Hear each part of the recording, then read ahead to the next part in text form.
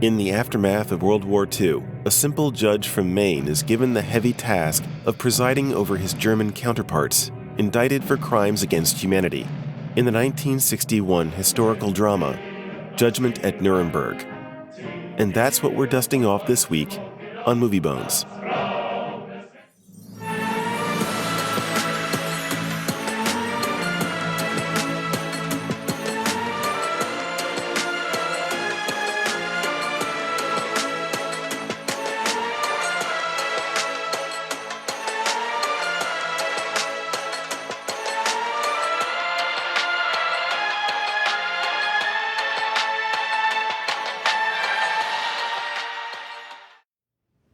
Ernst Janning, are you represented by counsel before this tribunal? Ich vertrete den Angeklagten, Hohes Gericht. I represent the defendant, Your Honor. How do you plead to the charges and specifications set forth in the indictment against you? Guilty or not guilty? Hohes Gericht, darf ich im Namen des Angeklagten eine Erklärung abgeben? Your Honor, may I address the court?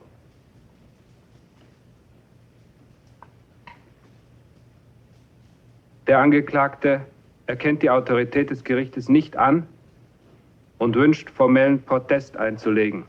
The defendant does not recognize the authority of this tribunal and wishes to lodge a formal protest in lieu of pleading. A plea of not guilty will be entered. This movie has so many topical, shall we say, issues of the day that we're not going to be able to avoid talking about current events. It's just, and especially considering the message of the movie, which does revolve around kind of not being content with just kind of going with the flow. Again, I feel, almost personally speaking, is this like almost feels like a betrayal of the movie's core message, which I agree with, to kind of not be able to address things openly, which is what we're going to try and do here today. But this movie is Judgment at Nuremberg. It deals with the Nuremberg trials. It's a fictional case that takes place around the actual Nuremberg trials. The names, I presume, are different, I think, aren't they?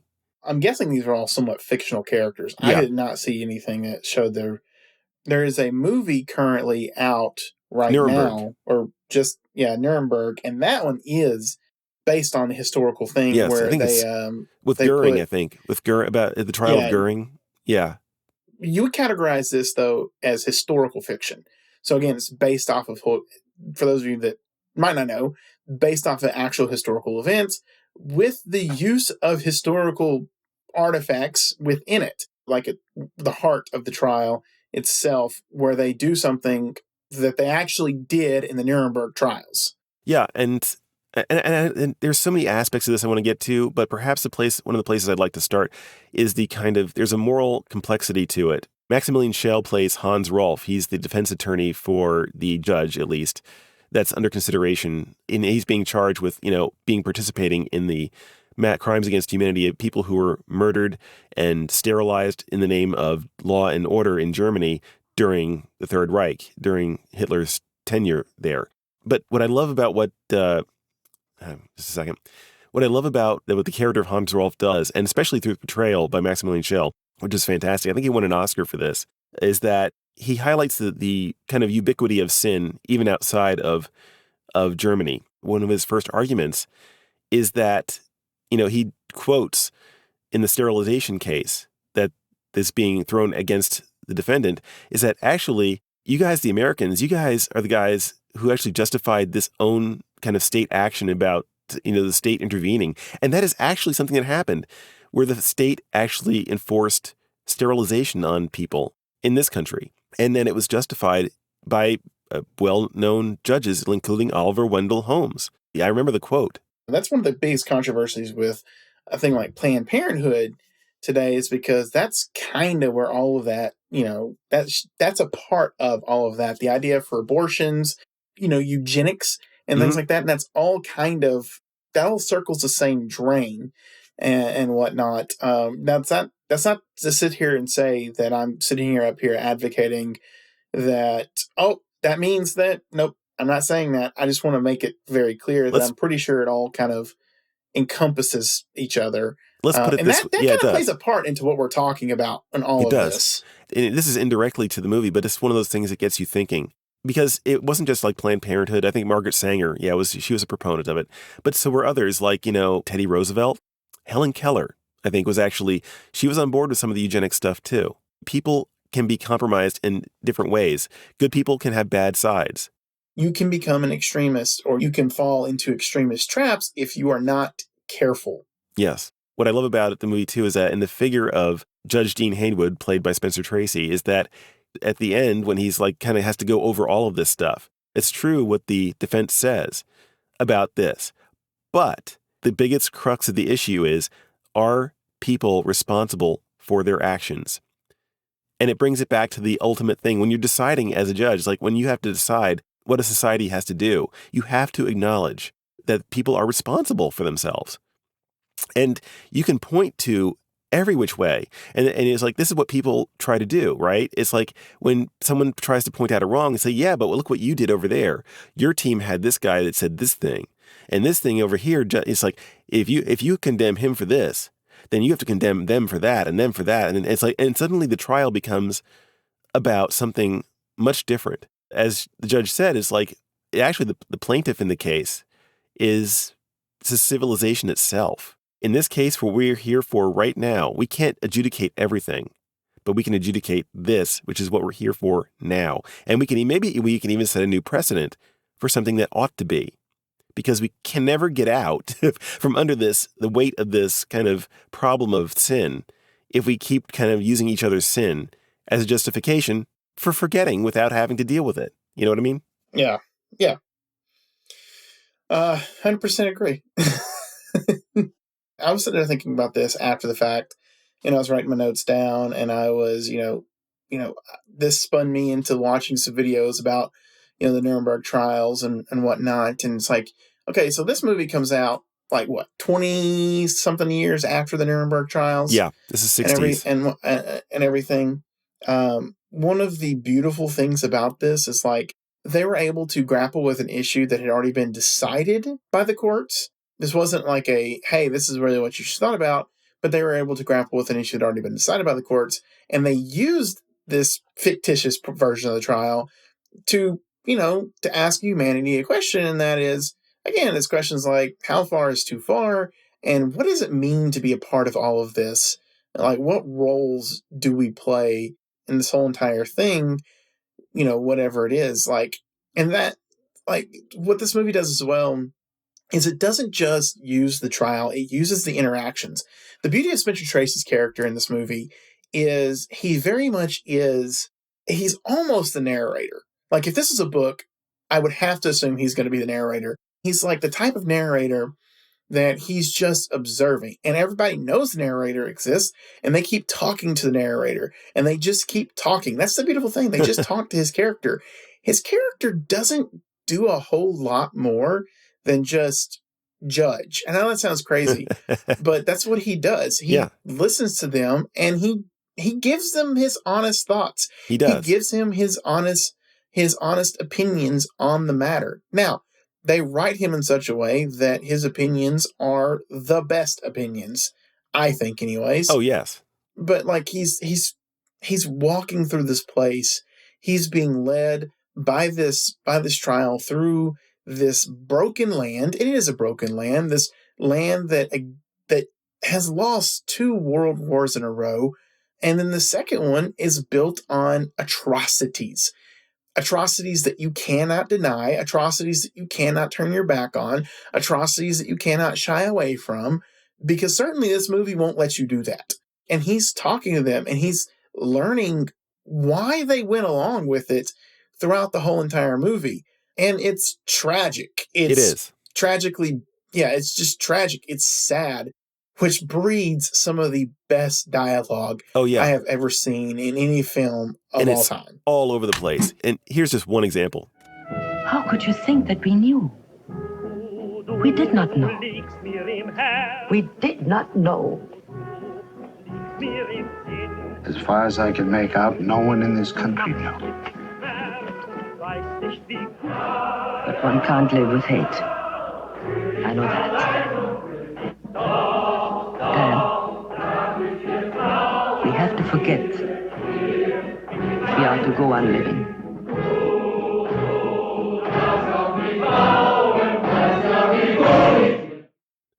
just what he says, it's like that was one of the first times that Spencer Tracy's character actually has something of his own to add instead of just listening. It comes, like you said, after a long time of him just observing, and he continues to do that most of the movie. And then he says something that's profoundly wise. It's like he said, as far as I can tell, nobody knew that any of this was going on. And it beggars belief, right? Because, and then she goes on to say in response, like, we have to forget. And if that isn't like completely like one of the biggest core things of the conflict in perspectives, this desire to forget, like you said, like, and it's the dialogue that builds up to it, this difference of perspectives, and you can see the desire and to forget and the desire to get to the truth. And the editing is the way that it cuts between scenes sometimes for maximum effect to get that point across is phenomenal. It does a perfect job at it, for over and over again. That's one of my favorite lines of the movie. Is, as far as I can tell, no one knew what was going on. You talk to anybody, they'll all deny it.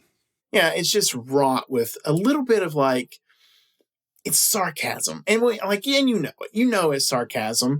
But I just love that it's steeped in sarcasm because it's like, none of you, seriously, your cousin down the road, or you're not your cousin, but your neighbor down the road suddenly disappears, and you're like, yeah, he must be on vacation. Oh, and it's yeah. just like, oh yeah, and then there were no Germans who were involved in this. It was the Eskimos, clearly. Yeah.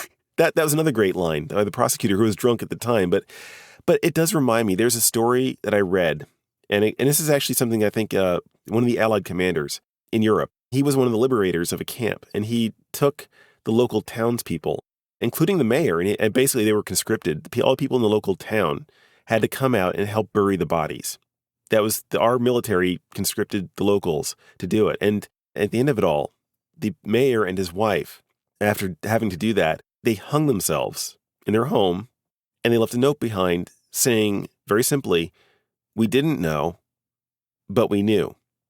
And is there any more concise way that you could sum up the psychology of what's happening on a mass level, the denial, and the suppression, the interior suppression of that moral problem that festers inside? It's like your soul rebels. Your soul wants good, and this is not good. Yeah. But you're afraid, Isn't like the kind of the purposeful denial. You've seen the Avatar series, haven't you? Oh yeah, it's one of my favorites. It's one of the best things. Isn't that one of the the whole issue with that type of denial? Like there's always that phrase that people use from the show itself. There is no war in boxing. Oh yeah, bossing say. Isn't that big? Doesn't that kind of come off that whole we're actively not looking at something for a certain purpose? part of it? Yeah, it's more imposed from the top. So there's that fear of the authority that will tell you that you're not supposed to admit the thing. There's definitely overlap to what you're saying. There's particulars in which it might express itself, but yeah, the overall sentiment is the same.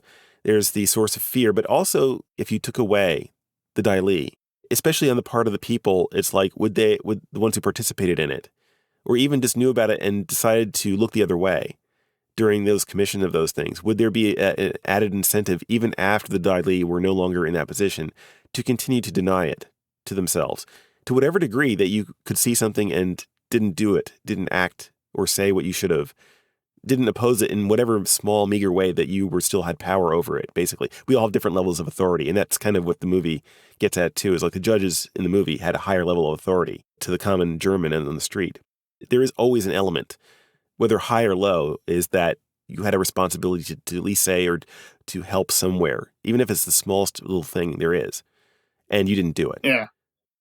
I would have loved to maybe have a character so what this movie focuses on with the German, that German nationalism mindset, no one really focuses on a current feeling about the Jews. And when I say current, by the time it's all over with, you have how they felt previously, some of them.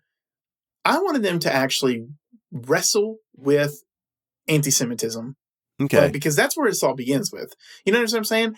We're dealing with after the fact. I wanted to deal with, what I'm saying is there's got to be someone in that world at that time who is very much still very much anti-Semitic. It would have been nice to see it. Like, it.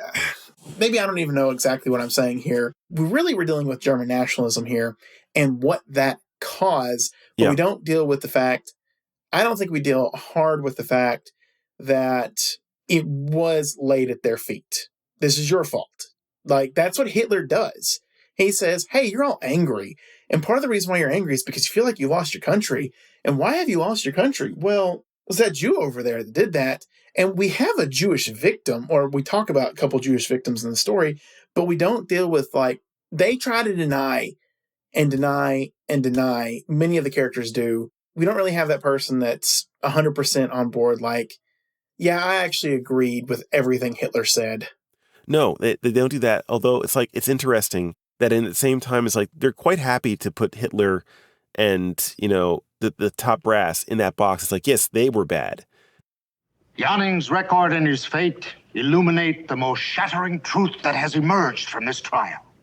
If he and all of the other defendants had been degraded perverts, if all of the leaders of the Third Reich had been sadistic monsters and maniacs, then these events would have no more moral significance than an earthquake or any other natural catastrophe. But this trial has shown that under a national crisis, ordinary, even able and extraordinary men can delude themselves into the commission of crimes so vast and heinous that they beggar the imagination.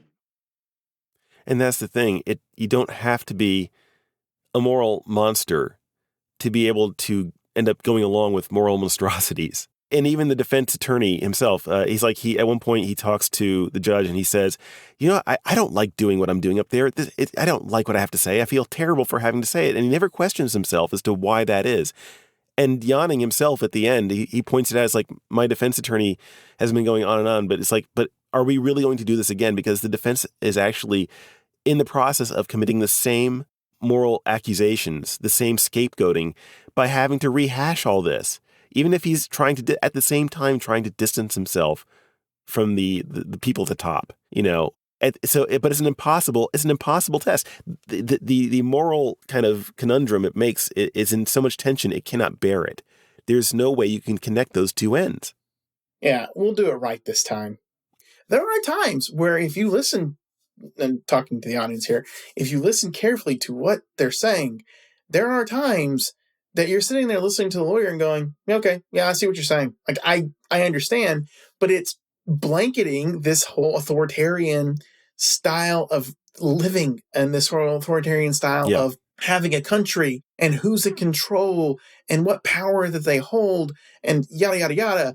And that's one of the things I do love about Janning is that, yes, like you've already said, that he points that out. It's like, if we listen to him, if we go with what he wants to do, it's just the cycle will continue to repeat. And now the filmmakers do this beautiful, beautiful thing. It takes the mirror that it's pointing at Germany and it forces you to say America has done something similar. Because during this movie, people suddenly don't care about the judgment, but they want to do because Germany's useful. Yes. And they're strategically useful. But because Germany is strategically useful, what they want to have happen is like, okay, we need to take it actually pretty easy on them because we need that German nationalism to, and they pretty much say that they need that German nationalism, that German pride to deal with Russia, to deal with the USSR, and to deal with communism. And it's the same temptation that Germany itself into problems. That's the thing. It's like the movie doesn't say it explicitly, but it lays the pieces out for the audience so you can put them together for yourself. In that they make it early in the film. It's like, yes, communism was a threat, a party on the rise within. So we had to do this. And it's the exact same argument later in the film, put with enough distance between you so that it's not like the movie's not trying to hammer it into your head, but the pieces are there. And it's making it clear that, yes, the Americans, they're feeling the fear of communism. And so they're willing to placate, if you will, the German ego, just so we can get on with the business of addressing our own fears. And how often does that lead you right to the trouble? And this is a great bridge because in the spirit of the movie, like I said earlier, we can't avoid talking about current events. The movie itself doesn't shy away from American problems. And I think it would be kind of a disservice to, well, just if this little podcast has any power at all to kind of help into understanding the world as we live in it now, this country as it is right now is in similar situation. It's not exact, but it's close enough to be more than just a little disconcerting. I mean, right now, what we have going on, this is not even up for debate. We have people who are unidentified roaming around. We have a force roaming around this country who are whisking people off the street without due process, who are masked, unidentifiable. Their vehicles are unidentifiable, and they're just taking people off the street without due process. They're sometimes ending up in places like foreign gulags. They're sometimes being separated from their families, thrown into countries that they have never been to. I mean, imagine having your life just taken, whatever it is right now. You've lived in this country for, say, 20 years, and you've been whisked off the street, and you've been thrown into a place just because we don't value you as a human being. You are not a human being to us, and we have demoted people into that similar status. There's a large temptation to be indifferent to it, to say that it's, like in the movie, it's just going to be a passing thing, right? But passing things like this tend to become, if left unintended to, then those quiet things, they become the way of life. And it cannot be, you cannot let that happen. So in the spirit of the movie, I can't keep quiet. It's like, this is unacceptable, people. The same thing with the boats in the Caribbean being blown up without any kind of evidence being brought forward. Is just, those boats are not a direct threat to the United States, even if they had drugs on them. As someone said, to 20 refuelings for a boat to even get close to the U.S. shore with that kind of a thing. And yet we're blowing them up, and then you're putting out the videos of these boats being blown up as propaganda. And it's pretty much on the nose. It's like... Let's talk about that real quick. And I just want people to think about this. With how sophisticated, we have a sophisticated military, it is a wonder to look at. But with how sophisticated we are, what would stop them from confiscating the boat, figuring out seeing the evidence on it, and then afterwards figuring out from the people, who they work for? Can the American government not provide the protection needed to save these people's lives if they are being coerced into doing this, or if they fear for their lives?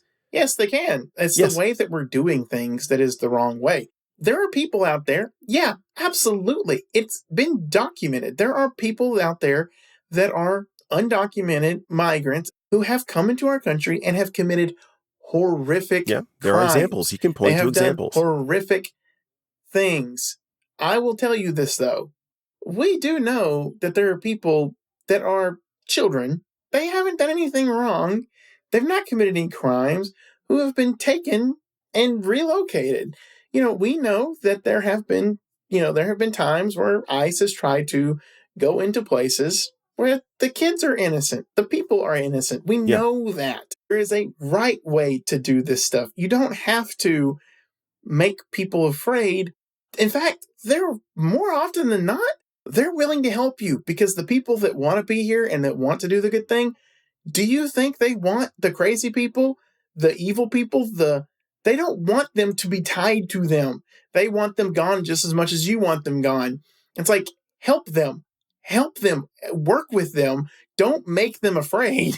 People don't trust polling, but I'm going to say this, the same communities that we're talking about were actually behind the message of the Trump administration when it came to getting the people who are committing the crimes. When he said the worst of the worst, everyone has something come into mind about who the worst of the worst is. The idea is people want to believe that you don't mean blanket statements like that, except for the fact that you kind of have to willfully kind of turn off other parts of the message. And because people want to give benefit of the doubt. But once that's gone, it's once you make it clear what your motive is, then it becomes clear. Authoritarianism. Yes, I'm not going to deny that I think there are people that if they had their way who are on the opposite side of the coin, they would have their own form of authoritarianism. Yes. That is not a sustainable thing, because you have to put people underneath your thumb. And eventually what happens is they rebel, or the world sees what you're doing and the world goes, no, we can't do that.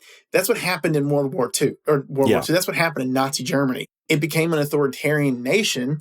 And eventually it starts taking its own people. You're nationalist. You're supposed to be pro-German. And yet, if you don't follow the exact line, what happens? You get disappeared. You go to a concentration camp, or you go to a work camp. You go to prison, something like that.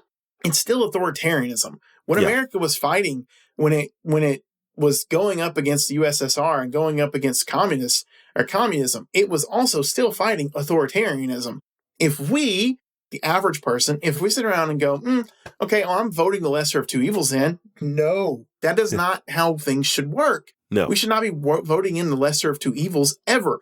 If you're saying that these two options are the lesser, one of them is the lesser of two evils, then we've gotten it all wrong. That's the problem. Yeah. I'm guilty of saying that before in my lifetime. I want to make that very clear. So I'm not speaking to you from a perch of self-righteousness. I'm speaking to you from someone who could have found himself being like Yawning a lot more often in my life than not. But we have to cull that, to get rid of that. Yeah. We have to be willing to take the stand and not just go, okay, I'm not taking the stand. I'm not taking a stand here because I'm afraid it's not my problem. It doesn't really affect me and whatnot. One of the most beautiful lines in this movie, my absolute favorite line of this movie, is when Spencer Tracy's character, Judge Haywood, is speaking to Yawning at the end of the movie. I never knew it would come to that. You must believe it. You must believe it. Hey, Yada. It came to that the first time you sentenced a man to death you knew to be innocent.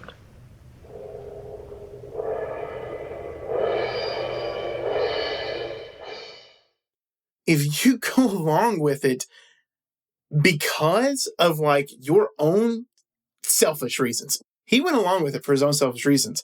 His selfish reason might have been his own safety. It's really kind of what it hinted at. But it's like, oh, I didn't want this to happen. But you let it happen. You let it happen the moment that you looked the other way. You let it happen for him. You let it happen the moment you sentence a man you knew to be innocent. Yeah. You let it happen the moment that you say, I'm sorry, but the truth hurts. The moment you say, I'm voting for the lesser of two evils here. No. That's not how we live in this country. We should be living in this world at all. And that's why we keep seeing things kind of just feels like they're deteriorating. Now, I won't lie to you guys. And I'm not saying that Justin is this either. He's not. But you could look at this and go, wow, this feels a little bit nihilistic. No, I have a lot of hope. I always think that like better days are actually ahead for us. I think that people are going to turn the corner and start thinking a little bit more reasonably, especially as some of our generations continue to grow older. And I believe it. I have hope for it. So I don't think I don't think all is lost. Like, there has been atrocities in this world and people have found their way through it. And I find that to be beautiful. Yeah. I'm reminded of like Frodo in, Lord of the Rings. There's a moment when, at least it's in the book, I'm not sure I don't think it's in the movie. I wish it had been actually, where they're at the crossroads and the orcs have torn down one of the older statues from previous times. They decapitated a statue. The statue's head in the ground had a circlet of flowers that grew up around it. And it inspires Frodo to say that they cannot conquer forever. And that's the nature of evil. It's like evil cannot go on indefinitely on its own because it eats itself up in the end. And so I do feel hopeful. I share that hopefulness because I do believe that, first of all, evil is just, evil doesn't exist on its own. It's always a privation of something good. And therefore, it has no substance of its own. Good in itself is the only thing that has substance. Good will come out at the end of this because evil is nihilistic. It's self-eating, just as, Germany was. It'll cause a heck of a lot of damage. And you never know. You and I might be among those victims. But we have to not go into that scenario thinking that, oh, I'm doomed. It's like, no, I have to be willing to give my life and offer it up without letting the evil pass through me. And that's the thing. Mm-hmm. I have the choice, no matter what happens to my body, I have the choice to not let the evil pass through me. I think there's a great line from Gandhi. If you've ever seen the movie, I don't think I've ever seen it, but I've seen the clip where Gandhi's speaking to like a room full of people he's trying to convince to do nonviolent, to be nonviolent in the face of oppression. It's like, they may take my life. Then they will have my dead body, but they will not have my compliance. And it's like, that's important. We're always told to fear for like the loss of material things. These people over here, they're trying to take your jobs from you. They're trying to take, these things that you're entitled to, these other people are trying to take from you. Aren't you mad about that? You should be really upset about that. These people who are coming in, they're jumping the line ahead of you. These are the lines that are supposed to get our dander up. Those are the things that don't matter. They're all passing things. The whatever material goods we enjoy in this life, we don't get to take them with us. None of that can hold a candle to not letting an evil pass through you out of fear of losing some lesser, smaller good. And we're always tricked into believing the lie that the lesser things are more valuable. Yeah, and also too, like my argument against someone that says, especially a government entity that says something along the lines of, "Look at what they're doing; they're taking from you." It's like, okay, fix it in a good way, fix it to where everyone benefits from it, not just a chosen few. It's something called the universal destination of goods. And I don't know how many other denominations share that. I've never talked about it with Ryan particularly, but it's like the idea that these things and all the weighing out of the different kind of considerations, whether it's national security and immigration, you can never look at it as a versus kind of a thing. They're not pitted against each other. They're meant to both supplement and enrich each other. You cannot treat the human person as something that is direct opposition to national security. The integral, it's not supposed to be in this or that. It's both and always. Yeah. And and if you think about it enough, you're going to figure it out. That is the truth. There is nothing that we have that doesn't exist for the benefit of all. Now, that's not a communistic thing. It's a basic statement of truth is that whatever goods that are present in this earth, it is meant for the good of all, and we have to keep that in mind, citizen or non-citizen. Yeah, we're supposed to take care of the alien. That's what the Bible says. I think we've covered most of the stuff we needed to talk about. This is going to be a beast to edit. I will say that for folks out there. It's been a long episode, but I don't mind. This is the kind of thing that I love to talk about around movies, especially when they're more relevant to things going on. And this movie is like super relevant to today. So it's not really a surprise to me that we spent this long talking about it. I planned for it, actually. So, as for like final verdicts, I think it's pretty obvious. I am at a 5 out of 5. This is Fortune and Glory for me. Oh yeah. Despite its long runtime, you don't feel it. The dialogue is sharp and on point throughout the entirety of it. They do a great job of like shaking up locations so that even though this is like a courtroom drama, it doesn't feel confined. Especially through Judge Haywood, he gets to go out and experience it. You get to experience those things with him. And it's relevant to the overall theme of the story. It's more than just a courtroom drama. This is a society-wide drama. This is a cultural drama. This is a kind of like a global drama in a way. And even when it's in the courtroom, they do some really neat kind of editing things, or at least camera tricks. They don't always work. Some of like the zooms, they do like a flash zoom at a moment of high drama, which is a little bit unnecessary. But there's some slow turning camera things that they do that keeps the drama both visually, it keeps the visual drama on par with what the words being spoken are dramatic. Because the words are dramatic too, but they don't just rely on the words. The camera actually ends up helping to emphasize that. There's a whole bunch of great artistic things going on here. This is Fortune and Glory, all counts, hands down. It's super relevant. If I could give a higher rating to it, I probably would. But I can't. Otherwise, all the other 5.0s I gave would be meaningless. Fortune and Glory for the aspects of this movie, like the acting, the dialogue. That dialogue is sharp. There are some fun little facts about this movie. Like, this is I think one of the first movies that William Shatner's in. I think so, yeah. I thought that was pretty cool. Judy Garland is in this movie. She does a really good job, too. And that guy, the guy who played, Montgomery Clift is the actor playing Rudolph Peterson, the guy who was sterilized. Him in the stand, when he's getting up there all nervous and shaking. It's like I was shaking with him. That's another great performance too. Honestly, after Fortune and Glory, the other thing is I think this is a required movie. A good chunk into this movie. For all of you out there, I love all people. I try to. I respect a lot of people's opinions on things. I do not respect if you have an opinion that the Holocaust didn't happen. And one of the beautiful things about this movie is it forces you to watch it.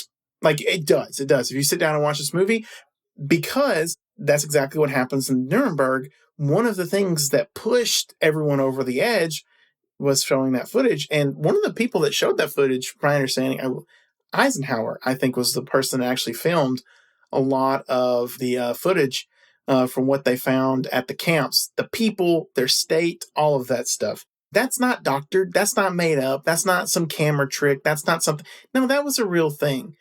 Stop denying it. Like, there's no reason to say that didn't happen. And they go into the data. They're like, this is how you get this many people in the movie. It's like, it's amazing because it's like, I wonder how many people were denying it back in the 60s. I don't imagine it was a lot of people.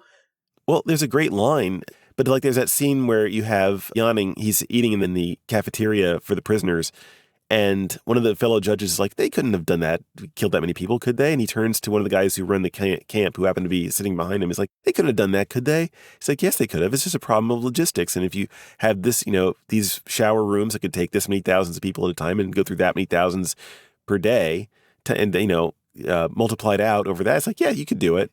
The real problem, as he said, was not the killing, it was the disposal. And it's like, that's another thing. So haunting. So chilling. The way he just talked about it like it was nothing, And I also want to mention, Ed, did you know that a number of the actors in the film took significant pay cuts just so that they could be part of it because they thought the message was that important? I believe it. Montgomery Clift was one of them, actually. But yeah, a number of them did. And I think this is one of the movies that got Maximilian Schell really onto the international acting stage. He played the same role of Hans Rolf in the stage production of this. So that's all there is to say about this, I think. So at this time, Ryan and I would like to remind our listeners out there that if you're having a good time with us dusting off these old movies in search of celluloid treasure like today's movie, please do like, subscribe, and comment. And of course, follow us on your podcast purveyor of choice. We like having you guys along. Tell us what you think we got wrong and clue us in on a few titles you'd like us to see cover on future episodes, as long as they are available for free on Tubi, because this adventure comes with no strings attached. And on the subject of, future episodes, Ryan, what should people tune into to get ready for next week's episode? I want to say this is going to be a lighter film. This stars Bette Davis, Ann Sheridan, Monty Woolley. After an accident, a literary critic recovers at the home of the family he was visiting, but his unplanned stay turns their lives upside down. This is directed by William Keighley. This is a 1942 version of The Man Who Came to Dinner. Okay. It feels like it could be a comedy-ish kind of a thing, but I'm down for it. It looks interesting enough based on the description, so that's why we're doing it. I think that's all there is for this week. We'll see you guys next week, and Ryan, I'll see you next week. See you next week. All right, folks. Bye-bye.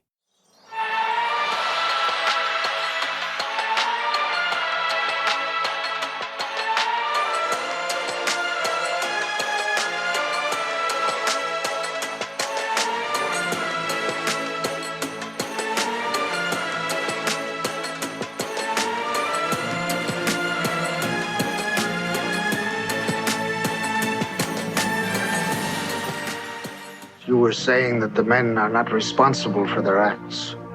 You're going to have to explain that to me. You're going to have to explain it very carefully.